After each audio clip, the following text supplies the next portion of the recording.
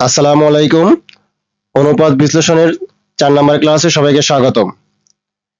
9 নম্বর অঙ্কে বলা হয়েছে সৌম্য লিমিটেড 2018 সালে নিম্নলিখিত তথ্য দেওয়া হলো।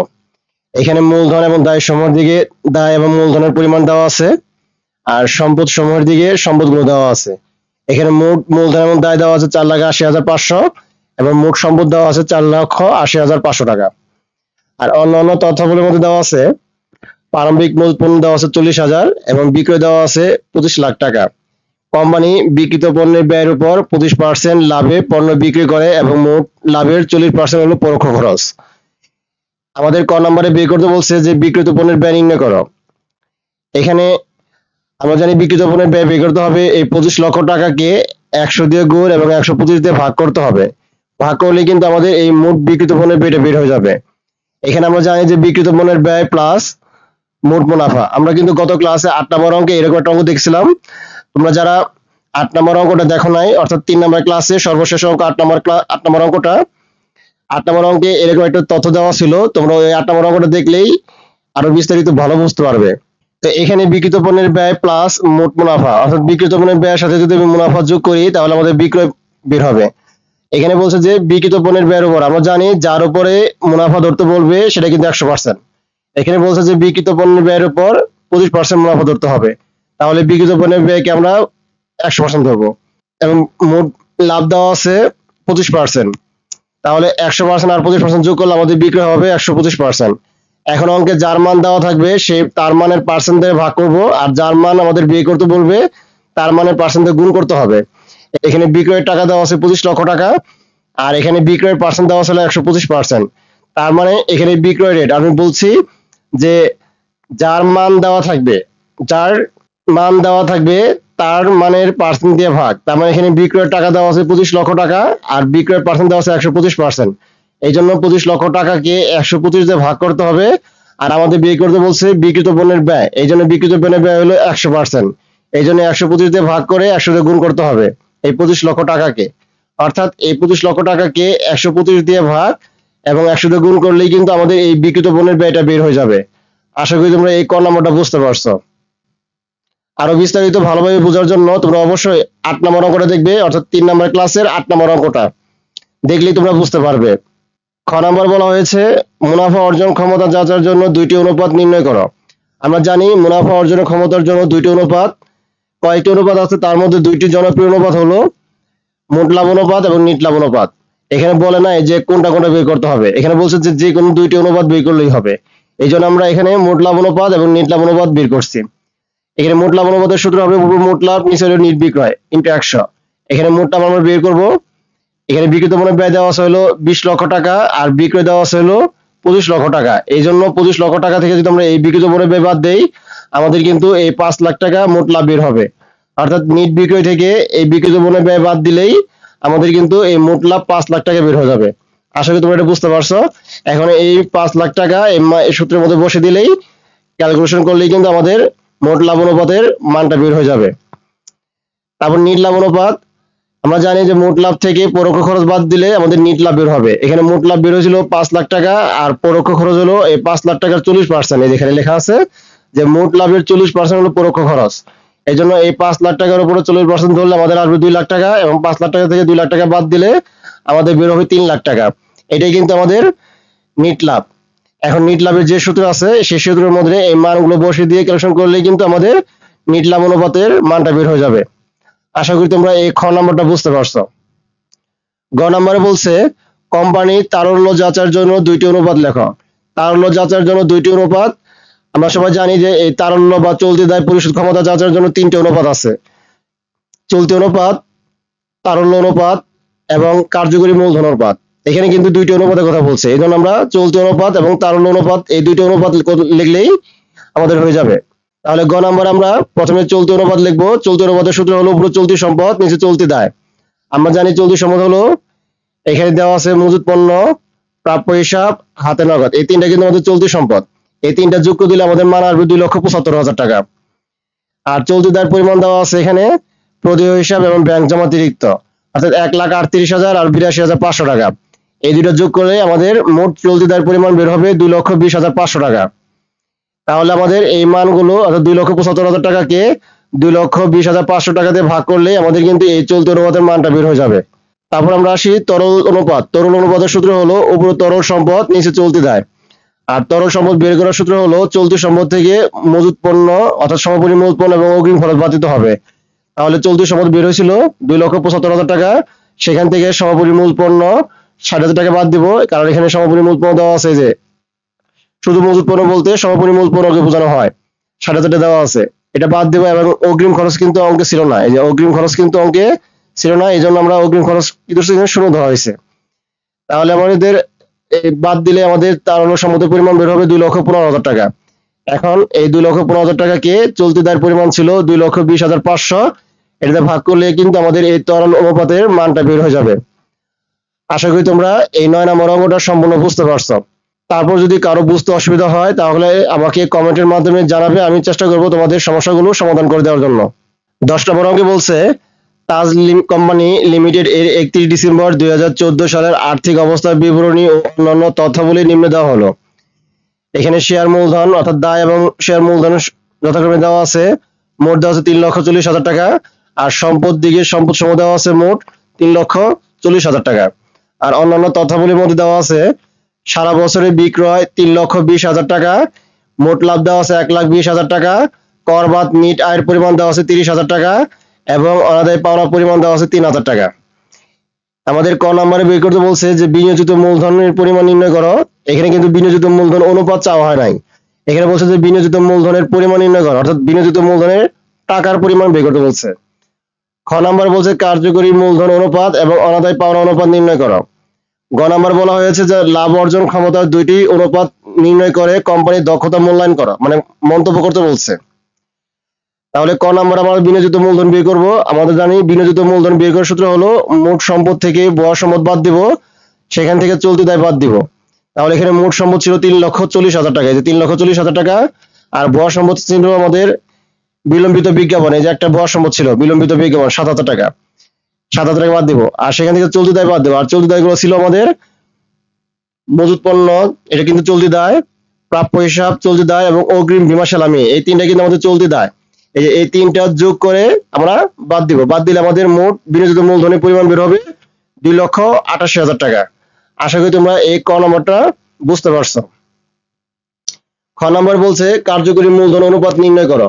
আমরা জানি কার্যকরী মূলধন অনুপাতের সূত্র হলো উপরে কার্যকরী মূলধন নিচে চলতি দায়।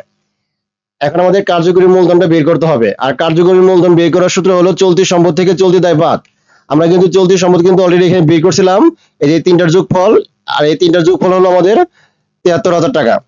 আর চলতি দায়ের পরিমাণ হলো এখানে চলতি দায় দেওয়া আছে প্রদেয় হিসাব, প্রদেয় নোট আর অদাবিকৃত লভ্যাংশ, এটা কিন্তু চলতি দায়। তার মানে এই তিনটা কিন্তু আমাদের চলতি দায়, এই চলতি দায়গুলো আমাদের যোগ করতে হবে। এই তিনটা যোগ করলে আমাদের বের হবে হলো 45,000 টাকা। এখন মোট সম্পদ থেকে মোট দায় বাদ দিলে অর্থাৎ 73,000 টাকা থেকে যদি আমি এই 45,000 টাকা বাদ দেই, আমাদের কিন্তু এই কার্যকরী মূলধনটা বের হয়ে যাবে। আর কার্যকরী মূলধনের পরিমাণ বের হবে হলো 28,000 টাকা। অর্থাৎ 73,000 টাকা থেকে যদি আমরা এই 45,000 টাকা বাদ দেই, আমাদের 28,000 টাকা বের হবে। এটাই কিন্তু আমাদের কার্যকরী মূলধন। এখন কার্যকরী মূলধনের অনুপাতের মধ্যে এই মানগুলো বসিয়ে ক্যালকুলেশন করলে কিন্তু আমাদের এই কার্যকরী মূলধন অনুপাতের মানটা বের হয়ে যাবে। আশা করি তোমরা এই খ নম্বরটা বুঝতে পারছো। তারপর আমরা আসি অনাদায় পাওনা অনুপাত। অনাদায় পাওনা অনুপাত সূত্র উপর অনাদায় পাওনা নিচে প্রাপ্য হিসাব। আর অনাদায় পাওনা কিন্তু ওকে দেওয়া আছে সরাসরি, এই যে 3,000 টাকা দেওয়া আছে, আর প্রাপ্য হিসাব দেওয়া আছে এখানে 40,000 টাকা। তাহলে আমাদের এই 3,000 টাকে 40,000 দিয়ে ভাগ করলে আমাদের কিন্তু এই অনাদায় পাওনা পরিমাণ অনুপাতটা বের হয়ে যাবে। গ নাম্বার বলছে মোট লাভ অনুপাত, অর্থাৎ এখানে বলছে যে লাভ অর্জন ক্ষমতার দুইটি অনুপাত নির্ণয় করো, কিন্তু এখানে বলে না যে মোট লাভ অনুপাত বা নিট লাভ অনুপাত। যেহেতু লাভ অর্জন ক্ষমতার দুইটি অনুপাত নির্ণয় করতে বলছে, এই জন্য আমাদের মোট লাভ অনুপাত এবং নিট লাভ অনুপাত এটা বের করতে, এই দুইটা বের করতে হবে। তাহলে মোট লাভ অনুপাতের সূত্র আবার আর নিট লাভের অনুপাত সূত্র কিন্তু আমরা সবাই জানি। এখানে মোট লাভকে নিট বিক্রিতে ভাগ করলে গুণ 100 করলে কিন্তু আমাদের মোট লাভের অনুপাতটা বের হয়ে যাবে। আর মোট লাভ কিন্তু অঙ্কে দেওয়া আছে 1,20,000 টাকা, যে মোট লাভ 1,20,000 টাকা, আর মোট বিক্রি দেওয়া আছে 3,20,000 টাকা। 1,20,000 টাকাকে 3,20,000 দিয়ে ভাগ করে 100 দিয়ে গুণ করলে কিন্তু আমাদের এই মোট লাভ অনুপাতের মানটা বের হয়ে যাবে 36.50%। নিট লাভ অনুপাত সেম আগের মতোই, উপরে নিট লাভ নিচে নিট বিক্রয়। আর নিট লাভ কিন্তু অঙ্কে দেওয়া আছে এখানে যে নিট আয়ের পরিমাণ 30,000 টাকা। তার মানে 30,000 টাকাকে যদি আমি নিট বিক্রয়তে ভাগ দিই, নিট বিক্রয় বলতে এখানে মোট বিক্রয়কে নিট বিক্রয় বোঝানো হয়েছে। আমরা জানি মোট বিক্রয় থেকে বিক্রয় ফেরত এবং বিক্রয় বাট্টা বাদ দিলে কিন্তু আমাদের নিট বিক্রয় বের হবে, কিন্তু এই অঙ্কের মধ্যে কিন্তু বিক্রয় ফেরত এবং বিক্রয় বাট্টা নাই, এই জন্য মোট বিক্রয়কে নিট বিক্রয় ধরা হয়েছে। আমরা কিন্তু সূত্র লেখার সময় কিন্তু নিট বিক্রয় লিখবো, মোট বিক্রয় লিখবো না। কোন অঙ্কের মধ্যে বিক্রয় ফেরত এবং বিক্রয় বাট্টা দেওয়া থাকে সেই ক্ষেত্রে অবশ্যই এই মোট বিক্রয় থেকে বিক্রয় ফেরত এবং বিক্রয় বাট্টা বাদ দিয়ে আমাদের নিট বিক্রয়টা বের করতে হবে। আর যদি বিক্রয় ফেরত বা বিক্রয় বাট্টা যদি দেওয়া না থাকে তাহলে মোট বিক্রয়কে আমাদের নিট বিক্রয় ধরতে হবে। আশা করি তোমরা এটা বুঝতে পারছো। তাহলে সূত্র বসে দিয়ে ক্যালকুলেশন করলে কিন্তু আমাদের মোট লাভ অনুপাত এবং নিট লাভ অনুপাতটা বের হয়ে যাবে। তারপর আমাদের কোম্পানির দক্ষতা মূল্যায়ন করতে বলছে, অর্থাৎ মন্তব্য করতে বলছে। এখানে মোট লাভ অর্জন ক্ষমতা আদর্শ মানের চেয়ে বেশি এবং নিট লাভের অর্জন ক্ষমতা আদর্শ মানের মধ্যে। আমাদের কিন্তু এই আদর্শ মানগুলো আমাদের মনে রাখতে হবে, অর্থাৎ মোট লাভ অর্জন ক্ষমতার আদর্শ মান এবং নিট লাভ ক্ষমতার আদর্শ মান কিন্তু আমাদের মনে রাখতে হবে। এর মধ্যে বা এর কাছাকাছি যদি বেশি হয় সুতরাং উপার্জন ক্ষমতা আমার সন্তোষজনক। মোট লাভ অনুপাত এবং নিট লাভের অনুপাতের যে আদর্শ মান সেটা কিন্তু আমরা 1 নম্বর অঙ্কে আলোচনা করেছি। তোমরা অবশ্যই 1 নম্বর অঙ্কটা ভালোভাবে দেখে নিবে, দেখলেই তোমরা বুঝতে পারবে যে কোন অনুপাতের আদর্শ মান কত। সেই অনুযায়ী আমাদের কি করতে হবে, এই মন্তব্য করতে হবে। যদি আদর্শ মানের কাছাকাছি বা বেশি হয় সেক্ষেত্রে অবশ্যই সন্তুষ্টজনক, আর আদর্শ মানের চেয়ে যদি বেশ কম হয়, অনেক কম হয়, সেক্ষেত্রে অসন্তুষ্টজনক। আশা করি তোমরা এই 10 নম্বর অঙ্কটা সম্পূর্ণ বুঝতে পারছো। 11 নম্বর অঙ্কে বলছে গোল্ডেন স্যানিটারি লিমিটেড এর আর্থিক অবস্থার বিবরণী সমূহ। এখানে সম্পদ দিকে সম্পদ সমূহ দেওয়া আছে এবং দায় দিকে দায় সমূহ দেওয়া আছে। মোট সম্পত্তির পরিমাণ দেওয়া আছে 12 লক্ষ টাকা এবং মোট দায়ের পরিমাণ দেওয়া আছে 12 লক্ষ টাকা। এখানে অন্যান্য তথ্যাবলীর মধ্যে দেওয়া আছে চলতি বছরে কোম্পানি মোট বিক্রয় পরিমাণ 15 লক্ষ টাকা, কোম্পানি বিক্রয় মূল্যের উপর 20% হারে মোট মুনাফা ধার্য করে। সংশ্লিষ্ট বছরে কারবারের পরিচালনা সংক্রান্ত ব্যয়ের পরিমাণ 72,800 টাকা। উক্ত বছরে প্রারম্ভিক মূল পণ্যের পরিমাণ ছিল সমাপনী মূল পণ্যের অর্ধেক, অর্থাৎ সমাপনী মূল পণ্য যা ছিল তার অর্ধেক কিন্তু প্রারম্ভিক মূল পণ্য। আর এখানে সমাপনী মূল পণ্য ছিল হলো 2 লাখ টাকা, তার মানে এই 2 লাখ টাকার অর্ধেক হবে প্রারম্ভিক মূল পণ্যের পরিমাণ। আশা করি তোমরা এটা বুঝতে পারছো। ক নাম্বার বলছে কার্যকরী মূলধনের পরিমাণ নির্ণয় করো। কার্যকরী মূলধন বের করার জন্য আমাদের অবশ্যই চলতি সম্পদ এবং চলতি দায়ের পরিমাণটা বের করতে হবে। তাহলে এখানে চলতি সম্পদ আমরা বের করবো। চলতি সম্পদগুলো কি কি দেওয়া আছে দেখো তো।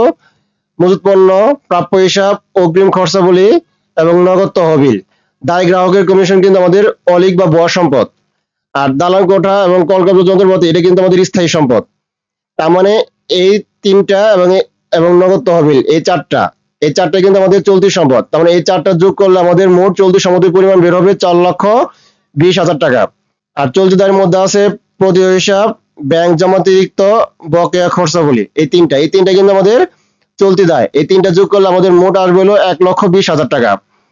তাহলে আমাদের চলতি সম্পদ এবং চলতি দায়ের পরিমাণ পেলাম। এখন আমাদের তরল সম্পদ বের করব। চলতি সম্পদ থেকে মজুত পণ্য এবং অগ্রিম খরচ বাদ দিব। চলতি সম্পদ 4,20,000 টাকা ছিল, সেখান থেকে আমাদের মজুত পণ্য 2 লাখ টাকা বাদ দেবো এবং অগ্রিম খরচ দেওয়া ছিল। এখানে এই যে অগ্রিম খরচ দেওয়া আছে আমাদের 20,000 টাকা। তার মানে চলতি সম্পদ থেকে মজুত পণ্য এবং অগ্রিম খরচ এই দুইটা জিনিস বাদ দিলে আমাদের এই তরল সম্পদের পরিমাণটা বের হয়ে যাবে। তরল সম্পদ আমরা আগে বের করলাম কেন, আমাদের অঙ্কের মধ্যে লাগবে, এই জন্য আমরা এখানে আগে বের করে রাখলাম।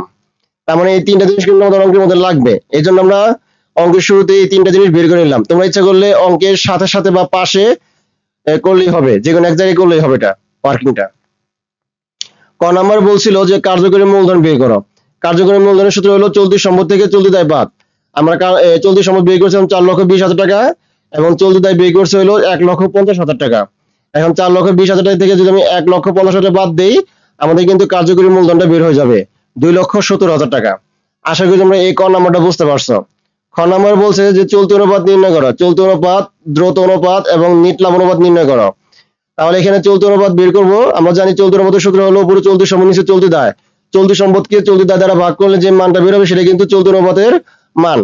আশা করি তোমরা এখানে কিন্তু চলতি সম্পদ এবং চলতি দায়ের পরিমাণ দেওয়া আছে, এই মানটা শুধু এই সূত্রের মধ্যে বসিয়ে দিবে। তারপর দেখবো আমার দ্রুত অনুপাত। দ্রুত অনুপাতের সূত্র হলো তরল সম্পদকে চলতি দায় দ্বারা ভাগ করলেই আমাদের কিন্তু দ্রুত অনুপাতের মানটা বের হয়ে যাবে। আর তরল সম্পদ কিন্তু আমরা এখানে বের করছি যে 2 লক্ষ টাকা।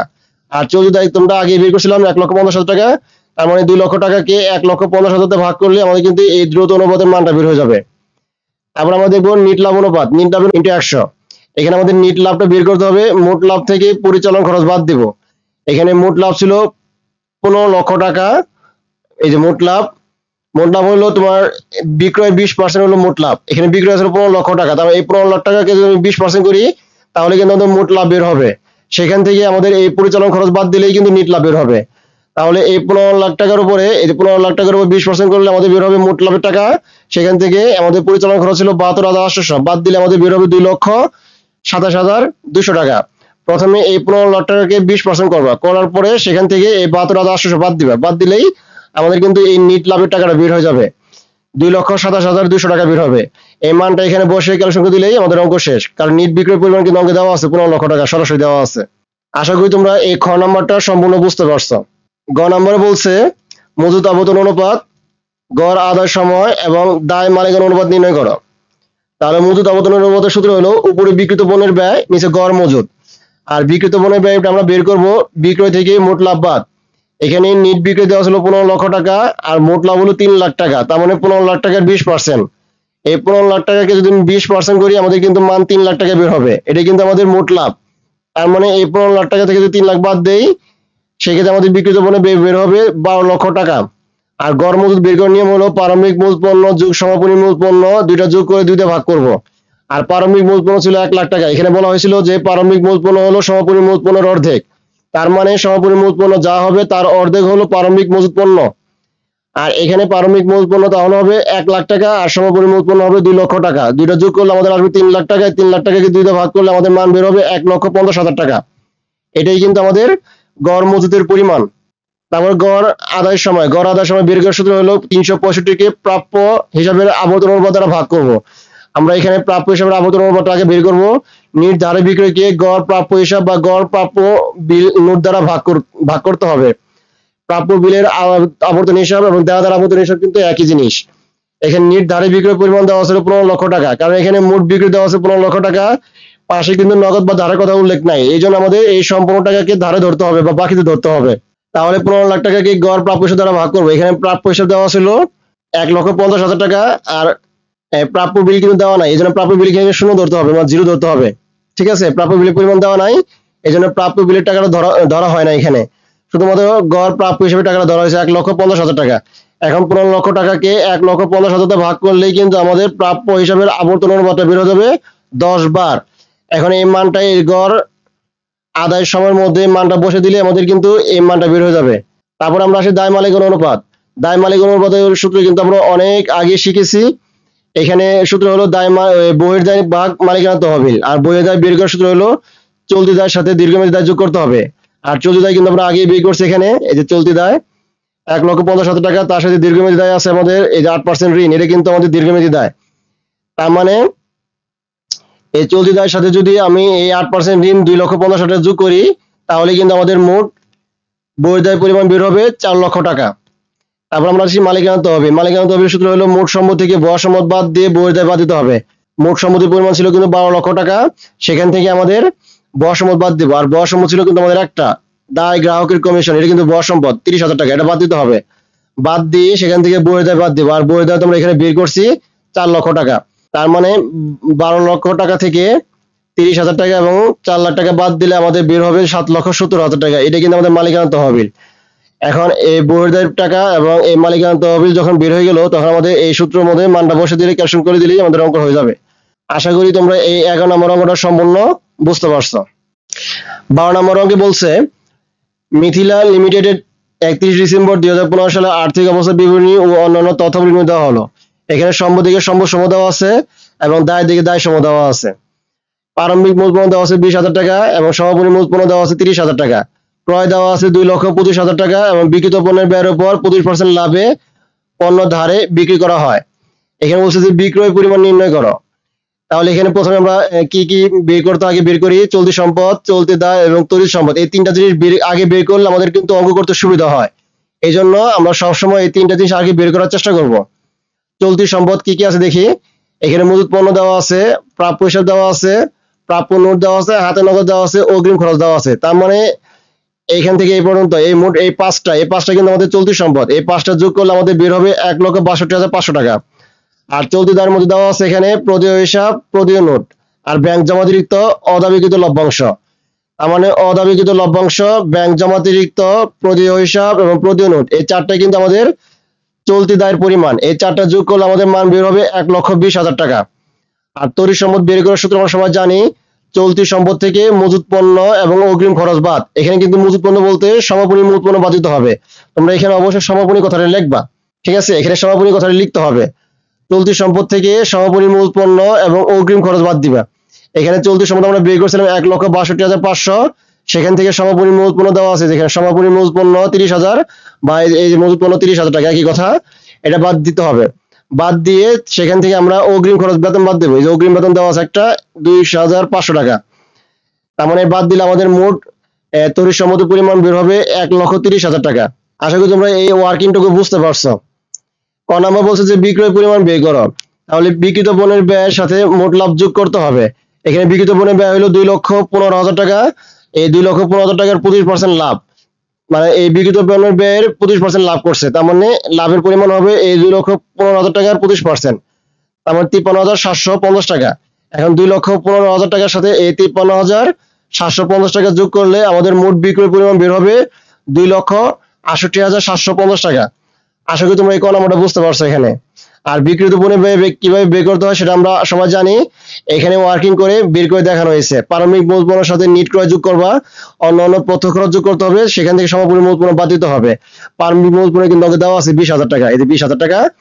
আর এখানে আমাদের নিট ক্রয় দেওয়া আছে 2,25,000 টাকা, এই যে নিট ক্রয় পরিমাণ দেওয়া আছে 2,25,000 টাকা। আর অঙ্কে কিন্তু অন্যান্য প্রত্যক্ষ খরচ নাই, এই জন্য এখানে শূন্য ধরা হয়েছে। আর সমাপনী মূল পণ্য কিন্তু 30,000 দেওয়া আছে। তারপর যোগ বিয়োগ করলে আমাদের মান বের হবে 2,15,000 টাকা। এটাই কিন্তু আমাদের বিক্রিত পণ্যের ব্যয়ের পরিমাণ। খ নাম্বার বলছে চলতি অনুপাত এবং তারল্য অনুপাত নির্ণয় করো। এখানে চলতি অনুপাত সূত্র হলো উপরে চলতি সমান নিচে চলতি দায়। আর আমাদের মান তো এখানে বের করছে আমরা, এই মানগুলো এখানে বসে দিয়ে ক্যালকুলেশন করে দিলে আমাদের অঙ্ক হয়ে যাবে। তারল্য অনুপাতের সূত্র হলো উপরে তারল্য সম্পদ নিচে চলতি দায়। এখানে তারল্য সম্পদ আমরা কিন্তু বের করছি, যে তড়িৎ আর তারল্য কিন্তু একই কথা। তোমরা পরীক্ষার মধ্যে যে কোনো একটা নাম লিখলেই হবে। তাহলে তারল্য সম্পদের পরিমাণ 1,30,000 টাকা, তাকে চলতি দায় দিয়ে ভাগ করলে আমাদের কিন্তু তারল্য অনুপাতের মানটা বের হয়ে যাবে। গ নম্বরে বলা হয়েছে মজুদ আবেদন অনুপাত এবং প্রাপ্য হিসাব আবেদন অনুপাত নির্ণয় করো এবং দায় মালিকানা অনুপাত নির্ণয় করো। আমরা এখানে তিনটা জিনিস বের করতে বলা হয়েছে। তাহলে প্রথমে আমরা মজুদ আবেদন অনুপাত নির্ণয় করব। আমরা জানি মজুদ আবেদন অনুপাতের সূত্র হলো উপরে বিক্রিত পণ্যের ব্যয়, নিচে গড় মজুদ। আর বিক্রিত পণ্যের ব্যয় কিন্তু আমরা এখানে বের করছিলাম 2,15,000 টাকা, সেটিকে গড় মজুদ দ্বারা ভাগ করতে হবে। আর গড় মূল্য আমাদের বের করতে হবে পারমাণবিক মূল পণ্য প্লাস সমাপনী মূল পণ্য, এই দুটো যোগ করে দুটো ভাগ করতে হবে। কারণ এখানে পারমাণবিক মূল পণ্য এবং সমাপনী মূল পণ্য কিন্তু দুইটাই দেওয়া আছে। যে পারমাণবিক মূল পণ্য দেওয়া আছে 20,000 টাকা এবং সমাপনী মূল পণ্য দেওয়া আছে 30,000 টাকা।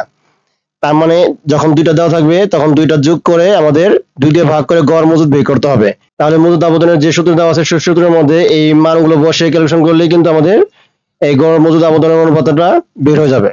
তারপর আমরা প্রাপ্য হিসাব আবেদন অনুপাত। প্রাপ্য হিসাব আবেদন অনুপাত সূত্র হলো উপরে ধারে বিক্রয় আর নিচে হলো গড় প্রাপ্য হিসাব প্লাস গড় প্রাপ্য নোট। তাহলে ধারে বিক্রয় পরিমাণ হলো 2,68,750 টাকা। এখানে মোট বিক্রয় দেওয়া আছে হলো, এখানে বিক্রয় পরিমাণ বের করছিলাম আমরা 2,68,750 টাকা। এটি কিন্তু ধারে বা নগদ কোনো কিছু উল্লেখ নাই। আমরা জানি বিক্রয়ের সাথে যদি নগদ বা ধারে কোনো কিছু উল্লেখ না থাকে তাহলে সেটা সবসময় সম্পূর্ণ টাকা ধারে ধরতে হবে। তাহলে ধারে বিক্রয় পরিমাণ হলো 2,68,750 টাকা, তাকে গড় প্রাপ্য হিসাব এবং গড় প্রাপ্য নোট দ্বারা ভাগ করতে হবে। এখানে গড় প্রাপ্য হিসাব বলতে এখানে প্রাপ্য হিসাব কিন্তু একটা দেওয়া আছে, প্রারম্ভিক কিন্তু দেওয়া নাই, এটা কিন্তু গড় প্রাপ্য হিসাব। আর প্রাপ্য নোট কিন্তু একটা দেওয়া আছে, প্রারম্ভিক দেওয়া নাই, এটা কিন্তু গড় প্রাপ্য নোট। এই জন্য এই দুইটাই সরাসরি এখানে বসবে, 65,000 টাকা এবং 25,000 টাকা। তাহলে মান বসিয়ে আমাদের ক্যালকুলেশন করে দিলে কিন্তু আমাদের এই প্রাপ্য হিসাব আবেদন অনুপাতটা বের হয়ে যাবে। এই টাকাকে এই দুটোর যোগফল দ্বারা ভাগ করলেই এই মানটা বের হয়ে যাবে। তারপর আসি দায় মালিকানা অনুপাত। দায় মালিকানা অনুপাতের সূত্র হলো উপরে বহির্দায় নিচে মালিকানা তহবিল। আর বহির্দায় বের করার নিয়ম হলো চলতি দায়ের সাথে দীর্ঘমেয়াদী দায় যোগ করতে হবে। আমরা জানি দীর্ঘমেয়াদী দায় বলতে বন্ড, ডিবেঞ্চার, বন্ধকি ঋণ, ঋণপত্র, ব্যাংক ঋণ, এগুলো কি বোঝানো হয়। এখানের মধ্যে আমাদের দেওয়া আছে হলো 10% বন্ধকি ঋণ, এটাই কিন্তু আমাদের দীর্ঘমেয়াদী দায়। তার মানে এই চলতি দায়ের সাথে এই 10% বন্ধকি ঋণের টাকা যোগ করে দিলেই আমাদের কিন্তু এই মোট বহির্দায়ের পরিমাণটা বের হয়ে যাবে।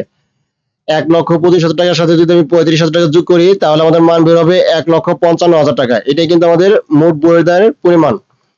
আর মালিকানা তহবিল কিন্তু আমরা আগের মতোই বের করব। মোট সম্পদ থেকে বয় সম্পদ বাদ দিয়ে সেখান থেকে বইয়ের দায় বাদ দিতে হবে। এখানে মোট সম্পদ ছিল 3,05,000 টাকা, এই যে 3,05,000 টাকা ছিল, সেখান থেকে আমাদের বয় সম্পদ বাদ দিব। বয় সম্পদ কিন্তু অঙ্কে ছিল না, এই জন্য আমাদের বয় সম্পদের পরিমাণটা এখানে 0 ধরা হয়েছে।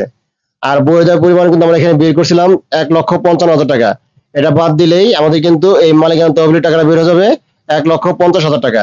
এখন দায় মালিকানার অনুপাতের যে সূত্র দেওয়া আছে সেই সূত্রের মধ্যে এই মানগুলো বসিয়ে ক্যালকুলেশন করে দিলেই কিন্তু আমাদের অঙ্কটা হয়ে যাবে। আশা করি তোমরা এই 12 নম্বর অঙ্কটা সম্পূর্ণ বুঝতে পারছো। তোমাদের অঙ্ক বুঝতে কোনো সমস্যা হলে অবশ্যই আমাকে কমেন্টের মাধ্যমে জানাবে, আমি চেষ্টা করব তোমাদের সমস্যাগুলো সমাধান করে দেওয়ার জন্য। সবাইকে 5 নম্বর ক্লাসে দেখার আমন্ত্রণ জানিয়ে আজকের মতো এখানেই 4 নম্বর ক্লাসটা শেষ করছি। সবাই ভালো থাকবে, সুস্থ থাকবে। আল্লাহ হাফেজ। আসসালামু আলাইকুম।